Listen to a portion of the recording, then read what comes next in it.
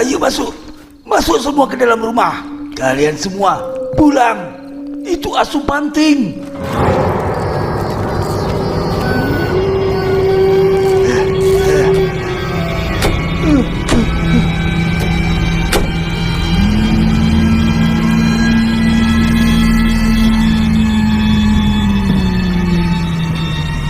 Mama takut, takut. Apa benar itu Asu Panting, Pak? Entahlah.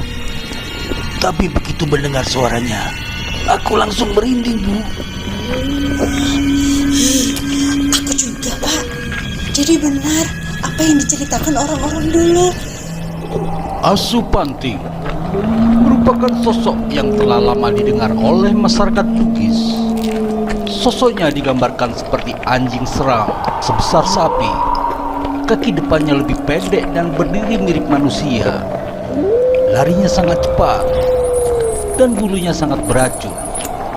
Bagi siapa yang terkena, akan jatuh sakit dan bisa berakhir dengan kematian. Meski banyak yang belum menjumpainya, namun sosok itu begitu tertanam dalam diri masyarakat. Karena dari kecil, dari generasi ke generasi, seringkali diceritakan oleh orang-orang tua dulu. Suaranya semakin mengecil. Setan itu sudah jauh, Pak. Justru ketika suaranya jauh, ia semakin dekat. Oh, iya ya. Aku baru ingat.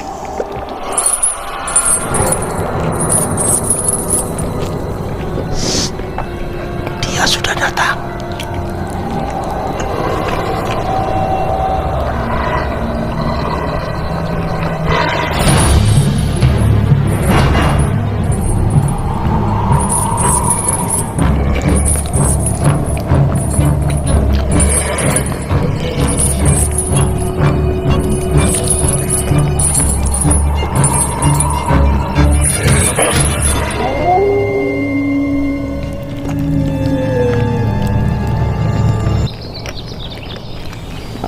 Warga mulai berani keluar ketika pagi datang. Karena Asu Panting tidak berani menampakkan diri saat matahari sudah terbit. Mereka mulai bergunjing tentang kejadian semalam. Mereka heran, kenapa makhluk yang hanya didengar dari pendahulunya itu tiba-tiba muncul di kampung. Ya sudah, nanti kita lanjut lagi. Aku akan mendatangi Sandro Lego untuk cari jalan keluarnya. Sementara kalian pergilah ke sawah dulu. Jangan ke sawah atau keluar dari kampung ini. Aku baru ingat kalau bulu Asu Panting bisa saja rontok di jalan. Jika kalian menginjaknya, kalian akan sakit. Oh iya. Lalu bagaimana ya? sawah kita? Gawat kalau begini. Mama, kakiku Loku, sakit. kenapa mereka? Kenapa kalian? Jangan pegang dulu mereka. Basuh dengan air. Aku khawatir mereka sudah menginjak bulu Asu Panting. Kedua anak itu cerita bahwa saat berlarian hingga tepian sawah, mereka melihat genangan air di tanah seperti habis hujan. Mereka kemudian bermain di atasnya. Tapi kemudian kaki mereka terasa gatal dan panas. Aku baru ingat, ia akan meninggalkan genangan air yang tak lain adalah air liurnya yang sudah tercampur dengan bulunya yang rontok. Apa? Itu artinya semalam setan itu memutari kampung kita untuk membuat kurungan agar kita tidak bisa keluar, Nek. Benar, ada yang ia incar. Seketika warga dicekam merasa ketakutan. Mereka segera mencari cara untuk keluar dari kampung karena harus meminta pertolongan Sandro atau dukun yang ada di kampung lain. Dari cerita leluhur, daun jarak bisa mengurangi rasa sakit yang disebabkan oleh bulu setan itu. Pohon ini kutanam untuk jaga-jaga kalau setan itu muncul. Meski sebelumnya aku belum percaya keberadaannya, tapi yang bisa menyembuhkan mereka adalah Sandro. Malam kembali menjelang. Auman setan itu kembali terdengar. Warga mengunci diri dalam rumah. Asupanting kembali menelpon, yang membuat rasa sakit pada kaki anak-anak itu kembali kambuh.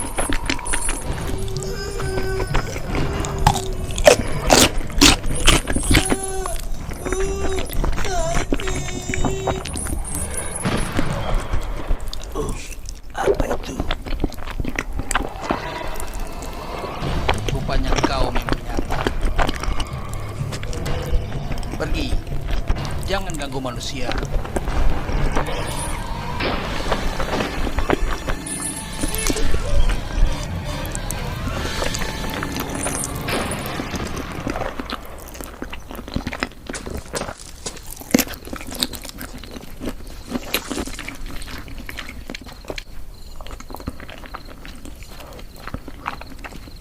Aida, ini Sandro Lego. Keluarlah. Oh, Sandro. Sandro, kami sebenarnya mau mendatangimu, tapi tidak bisa keluar kampung ini. Iya Pak, saya tahu.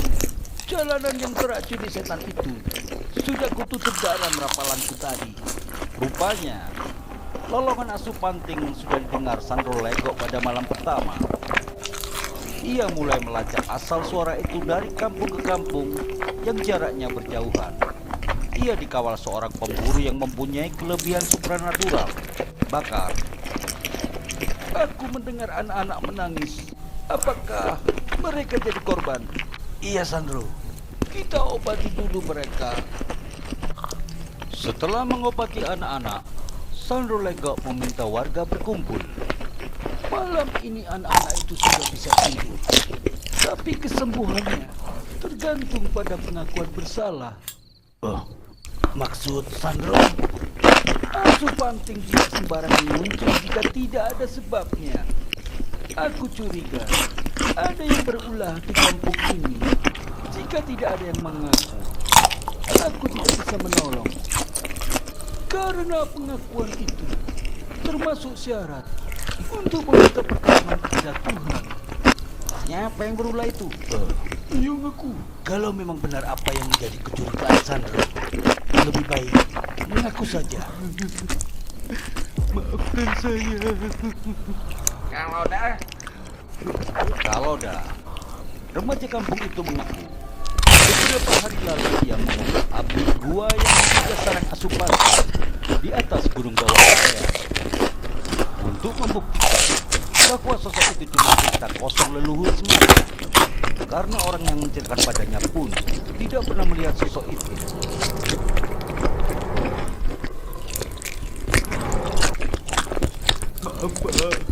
Sudah luar. Anak sudah mengaku.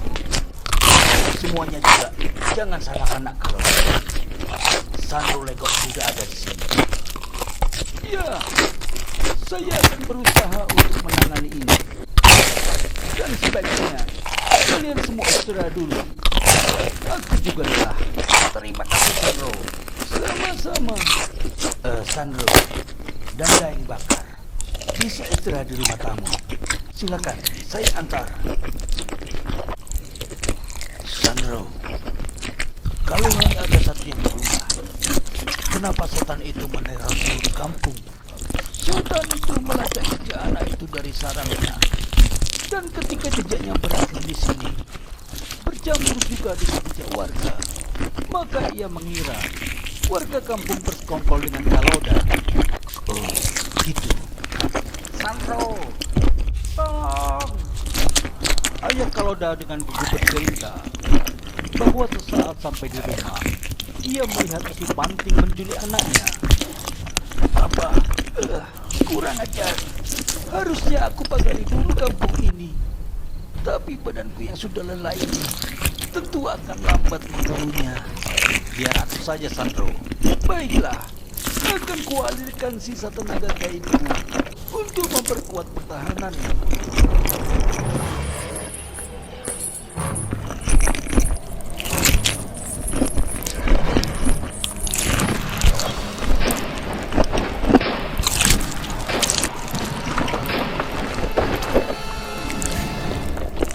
Tahanlah, akan kuobati kamu.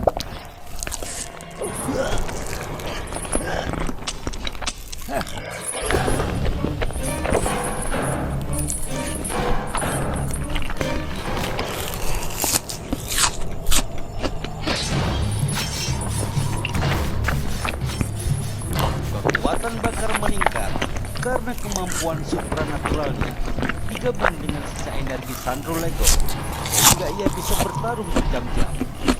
Tapi ia tak sadar bahwa itu ada batasnya dan sewaktu-waktu bisa melemah. Kenapa tubuhku tiba-tiba lemas?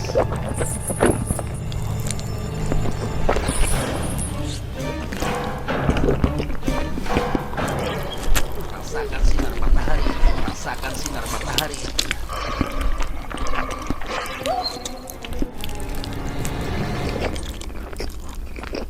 Keadaan pun kembali aman. Sementara Kaloda dan Bakar beristirahat untuk masa penyembuhan, Sandro Lego bersiap melakukan ritual untuk menetralisir sisa-sisa energi hitam Asupanti.